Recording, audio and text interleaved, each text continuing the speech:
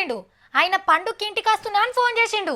అప్పుడు ఏమంటారు ఈడున్నోళ్ళు, అరే ఎన్ని తెస్తున్నావురా అని అడిగితే ఏమున్నదిరా ఈడ ఖర్చులకే పైసలన్నీ అయిపోతాయి అంటే ఈ 2 ఏళ్ళకి కలిపి ఓ 5-6 లక్షలు తీసుకొస్తున్నా గంతే అంటాడు. ఏహే నీ పైసలు కాదంటాడు.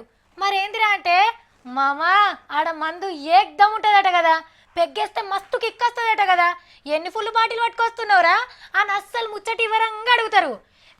ఈడ కూడా మందు పిరమైందిరా అని అన్నాడు అనుకోండి, అరే బాయ్ నువ్వు తీసుకురా కావాలంటే నీకు వచ్చినాక పైసలు ఇస్తాం అని అంటారు.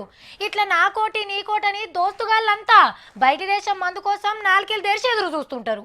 ఇగేం ఫికర్ పడకుర్రి, బయటి దేశం నుంచి వచ్చేటోన్ని బతిలాడే అవసరమే లేదు. ఇప్పుడు ఎట్లయితే మందు దుకాన్లు నడుస్తున్నాయో సేమ్ టు సేమ్ గట్లనే 1 కాదు 2 కాదు 100 బ్రాండ్లు అమ్ముతారట.